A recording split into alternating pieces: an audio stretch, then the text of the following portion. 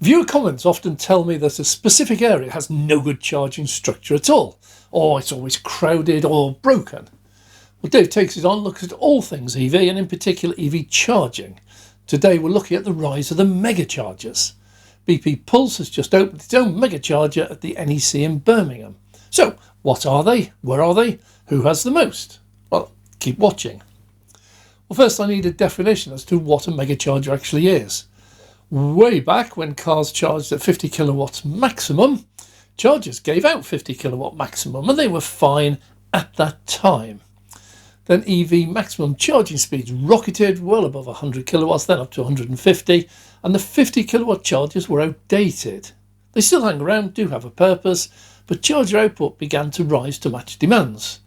Obviously through 75, then 100, and today even the 100 kilowatt chargers are outdated when most cars can happily handle 150 kilowatts and many can take over 250 kilowatts.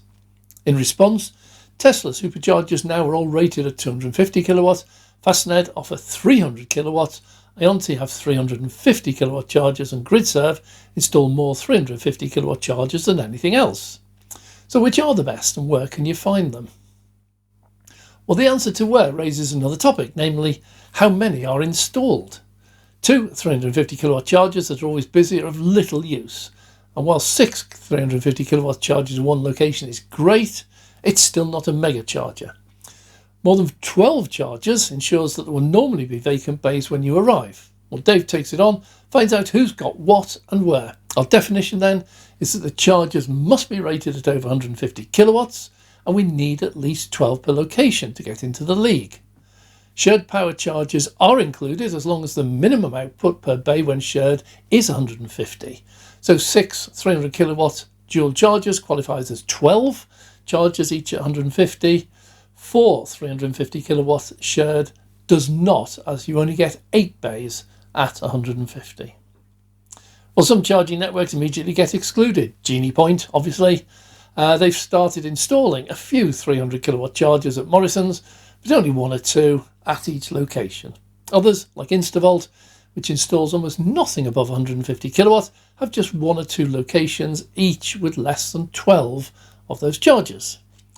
Other sites have been started which will qualify in time but are excluded as they are not available for use today. I do need to return to this subject in the near future to track any changes. I will use the Charger Network's own website or app for numbers, power and location, as well as the charging maps like ZapMap and WhatsApp. Well, these are not always up to date, so I verify my findings by checking on my mobile app. Okay, let's get started. Shell Recharge fails before the race begins. Their web map has a filter, but the maximum speed on the filter is 50 kilowatt. Their app is slightly better, but only shows 100 kilowatt maximum filter. Is that it? Do they not have a single charger above 150 kilowatt? Well, yes they have. 10 175 kilowatts at an extortionate 85p in the Fulham hub. So Shell is eliminated before the race starts with just 10. Total Shock is Fastned. According to their app today, they operate a number of 300 kilowatts shared power chargers, but the maximum installed is 5 in Oxford and 4 in Glasgow. So being shared power, these count as only 8 or 10 charge bays rated at 150 kilowatts, so neither qualify. Sorry, Fastned. Apple Green also dropped well short of expectations. They offer 180 kilowatt dual bay chargers. Sorry, but 90 kilowatts per bay does not qualify your Carlisle location. Oh so close, Instavolt do have 150 kilowatts chargers dotted about, and their hub in Banbury has the most, and agonisingly close 11 chargers above 150 kilowatt. All the rest are 120 and below. Sorry Instavolt, but rules are rules. We will return to you when we look at hubs in a future video. Another early failure is BP Pulse, falling at the first hurdle. They show just a single location with at least 12 150 kilowatt chargers, this one at the new Mega Hub at Birmingham NEC. There they have 16 dual bay chargers, some with dual CCS2 and CHAdeMO, others with dual CCS2, with shared power rated at 150 kilowatts each. Well, a great effort, but destroyed by only having one location in the UK that qualifies, and having the price for that one at an embarrassing, even criminal 85 pence per kilowatt hour. That price should be outlawed and exclude them, as should their 59 pence for their 150 fast charging 7 kilowatt chargers nearby. Ionity also fall at the first hurdle. They have a single location with 12 350 kilowatt chargers at Carlisle in the north, heading up towards the Scottish border. Well, they're dropping like flies. Osprey fares little better. Their new hub in Devon has 16 300 kilowatt chargers listed, but they must be lucky to even consider themselves included in the list, because 3 out of those 16 are currently failed, leaving 13 operational. They are in the race, but with just one charger location qualifying and a massive 79 pence per kilowatt hour, nowhere near the favourite. Well, it seems the leading contenders are just 2, Gridserve and Tesla, so let's have a look at Gridserve first. Following their massive cash boost, Gridserve are on a real mission, piling in their 350 kilowatt chargers, usually in batches of 12 at a time. So almost all Gridserve's recent installations are qualifiers. Well, let's chase down the locations. There are more than 10 that fully qualify, all having more than 12 350 kilowatt chargers, including Grantham, Rugby, Watford, Norwich, Braintree, Thurrock, Heston, Reading, Exeter and Scotch Corner. Well, looking at the map, they really do seem to be concentrating on the major motorways, M1, M6, M4, M62, M5, and it's a valid strategy. Gridserve deserve a better rating because they have a large number of locations with more than 6 350 kilowatt chargers and several motorway services which have 6 350 kilowatt each side, so 12 in total.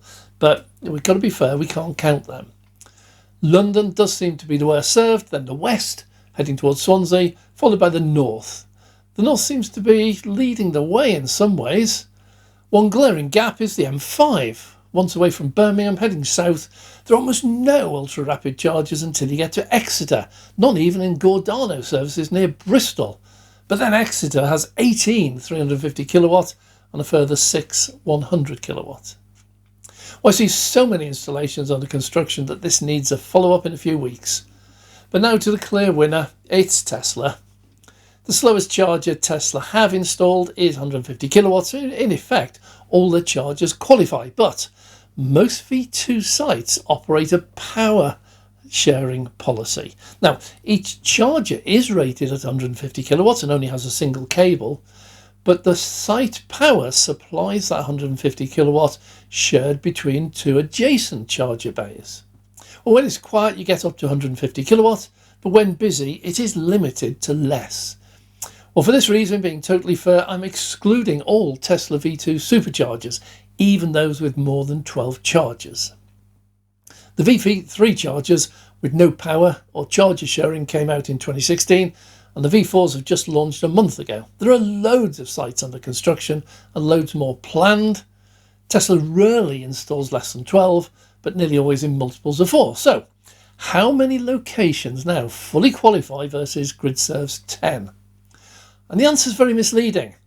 Over 30 superchargers have more than 12 250 kilowatt chargers, not power limited, and the biggest have 28 in Rugby and 32 in Exeter. Well, the total includes Perth, Glasgow, Edinburgh, T-Bay, Ferrybridge, Manchester, Grantham, Nottingham, Rugby with those 28, Birmingham, Banbury, Grays, Dartford, Park Royal, Reading. Reading's got 12 each side on the motorway M4 services, but doesn't count, but counts as a total. Lee Delamere, Swansea, Winchester, Avebury and Exeter. And extra is special because it's also on the Gridserve list. There are 32 Tesla V3 chargers and 18 Gridserve 350 kilowatt chargers, making a massive total of 50 chargers above 250 kilowatt.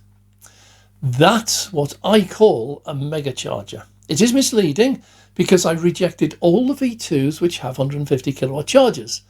These are not dual bay chargers, but power is shared between two bays during busy times. In reality, at quiet times, these do qualify, as each charger will supply 150 kilowatts.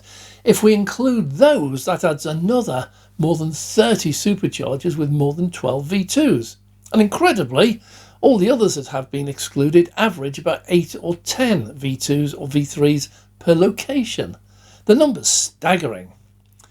The supercharging network really is in a league of its own. I really wish it wasn't. I would dearly like to see others, like Gridserve, catching up, but I fear their pace of growth is less than Tesla's. Tesla seem to be equally spread out, and that's probably as a result of their predictive software, which obviously predicts demand and builds only where that demand exists. If there's a supercharger there, it is in demand and much needed. And if the demand continues to increase, they add more chargers like Rugby, T-Bay and Exeter. To follow that up, I would advise all of you who've left comments asking why there is no supercharger near to them. The answer is that computer says no, not sufficient demand at this point in time for a supercharger there. Sorry. Well, thanks for watching. I hope you enjoyed or found this video informative. If you did, please subscribe. It makes such a difference to a small channel like mine. And if you want to support me financially, please consider becoming a Patreon member. Besides offering that financial support, Patreon members will shortly be getting access to exclusive videos giving much greater detail, tables of various data and behind the scenes footage, plus an odd blooper or two. I'm Dave. We want to thank you for watching along as Dave takes it on. And if you like what we do, all we ask of you is to click that like and subscribe to follow along.